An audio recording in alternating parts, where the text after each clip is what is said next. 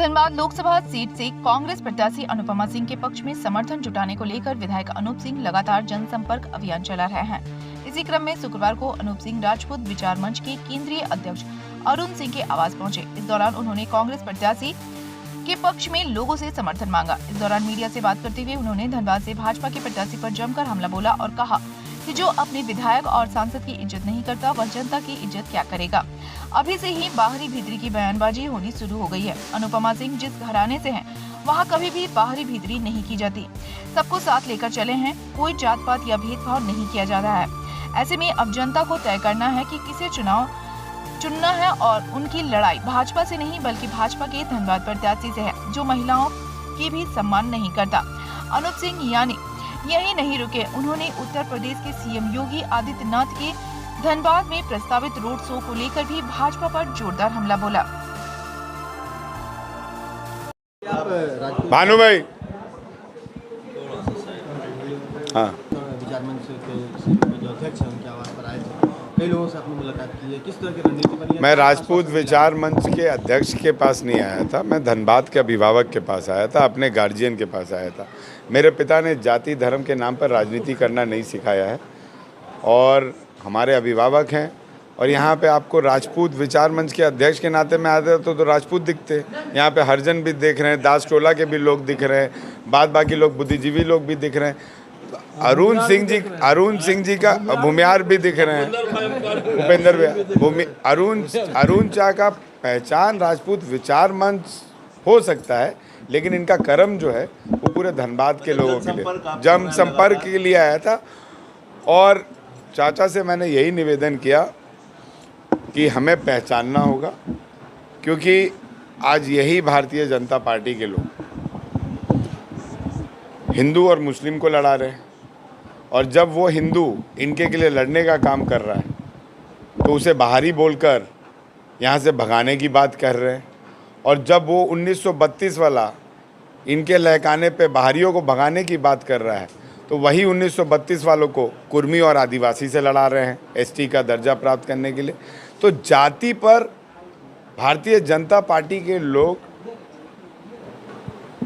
काम करते होंगे या नहीं करते होंगे ये मैं नहीं कर सकता हूँ, लेकिन बाबूलाल मरांडी इसी दिशा में जा रहे हैं कि झारखंड को जाति धर्म के आधार पर लड़ाकर, बाहरी भीतरी के आधार पर लड़ाकर, जो 2001 में उन्होंने झारखंड का माहौल ख़राब करने का जो कोशिश किया था उसे वो साधने में लगे हुए हैं। क्यों? क्योंकि 29 सीट 30 रिजर्व सीट में 29 सीट हमारे नेता आदरणीय हेमंत सोरेन जी के पास है, और बाबूलाल मरांडी जी बखूबी जानते हैं कि उस सीट के नहीं आने से वो या उनकी पार्टी सरकार में नहीं आएगी। तो अब लोगों को वो टारगेट कर रहे हैं, और जो लोगों ने बरसों से बीजेपी को समर्थन दिया है अब उन लोगों को भी भगाने की बात कर रहे हैं। दुर्भाग्य ये है कि बाबूलाल मरांडी जी ये करते तो करते, लेकिन जो प्रत्याशी अपने रूप में अपनी छवि को दिखा रहे हैं, यहाँ के सांसद को, यहाँ के विधायक को चोर कह रहे हैं, पैसा लेने वाला रंगबाज कह रहे हैं, ये दुर्भाग्य है। और उन्हीं के मंच पर उन्हीं के लोगों को बाहरी कह रहे हैं। जिस भारतीय जनता पार्टी ने बरसों से ना जाने कितने लोकसभा चुनाव यहाँ पे जीते हैं, उनके नेताओं को, उनके पूर्वजों को आज बाहरी बोलकर भगाने की बात कही जा रही है, लोगों को लड़ाने की बात कही जा रही है। और अगर कोई उनके पक्ष में नहीं उतर रहा है तो उनको फ़ोन करके धमकाने की भी बात कही जा रही है, और धमकाया भी जा रहा है, वीडियो के माध्यम से हो या फ़ोन के माध्यम से हो, ये पूरा धनबाद जानता है।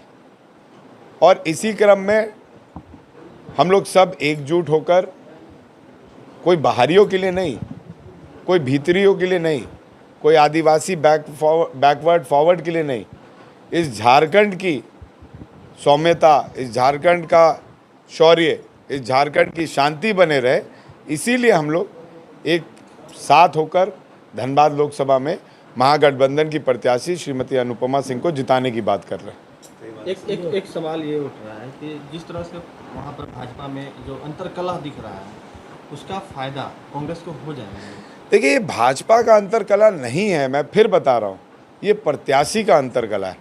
प्रत्याशी एक घीन भावना से ग्रसित हैं और उस भावना को बदला नहीं जा सकता है, क्योंकि भावना हमारे जीवन में बचपन से लेकर मृत्यु तक वही रहती है जो हम अपने घर में ग्रहण करते हैं या जो हमें सिखाया जाता है। और उसी भावना से मैं काम कर रहा हूँ या प्रत्याशी काम कर रही है या हमारे समाज के लोग काम कर रहे हैं या फिर वो भारतीय जनता पार्टी के कार्यकर्ता जो आज उनका विरोध कर रहे हैं वो काम कर रहे हैं। ये हमारी भावना, ये हमारी संस्कृति, ये हमारा संस्कार है कि हम उस भावना को छोड़ रहे नहीं है। लेकिन भाजपा प्रत्याशी का विरोध इसलिए हो रहा है क्योंकि भाजपा प्रत्याशी अपने जीत कर आगे ना अभिभावकों को देख रहे हैं, ना समर्थकों को देख रहे हैं, ना बुजुर्गों को देख रहे हैं और ना भारतीय जनता पार्टी के कर्मठ कार्यकर्ताओं को देख रहे हैं। ये उनकी संस्कार है, उनका नीति है। मैं अपने संस्कार पर बात करूंगा, मैं अपना काम कर रहा हूँ। एक बात बताइए, चूंकि देखिए मैं फिर बोल रहा हूँ ना, कांग्रेस पार्टी प्रत्याशियों के दम पर चुनाव लड़ती है, प्रत्याशी के चेहरे पे चुनाव लड़ती है। अगर हमारे प्रत्याशी की छवि अच्छी होगी, अगर उसमें राजेंद्र प्रसाद सिंह जी का संस्कार होगा तो निश्चित तौर पर उस प्रत्याशी को जीतने से कोई नहीं रख सकता। और ये बात तो सुनी सुनाई है, राजनाथ सिंह जी भी आ रहे थे, प्रोग्राम कैंसिल हो गया ना। तो जोगी जी के पास नहीं पता है कि जो वो बुलडोज़र बाबा की बात करते हैं और वो प्रचार करने के लिए एक महिला उत्पीड़न वाले व्यक्ति जिस पे केस हुआ उसके के लिए आ रहे हैं। जोगी जी को नहीं पता है कि हत्यारा के ऊपर हत्यारा का जिस पे केस हुआ उसके ऊपर प्रचार करने आ रहे हैं। जोगी जी को नहीं पता है कि सैकड़ों ज़मीन जिसने लूट ली उसके लिए प्रचार करने आ रहे हैं। जोगी जी को ये पता नहीं है कि जिसके ऊपर सरकारी कर्मचारियों के साथ मारपीट करने का आरोप लगा उसके लिए आ रहे हैं। जोगी जी को ये पता नहीं है कि उसने ना जाने कितने लोगों को प्रताड़ित करने का काम किया, कितने लोगों को अभद्र भाषा बोलकर संबोधित करने का काम किया, उसके लिए आ रहे हैं। और जोगी जी को ये पता नहीं है कि उनके 3 बार के सांसद आदरणीय PN सिंह जी को, 2 बार के विधायक राज सिन्हा जी को वो कोयला चोर बोल के संबोधित कर रहे हैं। तो अगर जोगी जी आते हैं तो निश्चित तौर पर ये तो साबित हो जाएगा कि जो ढुल्लू मातो बोल रहे हैं राज सिन्हा जी और PN सिंह जी के लिए वो सही है। यही आप बोलना चाह रहे हैं ना।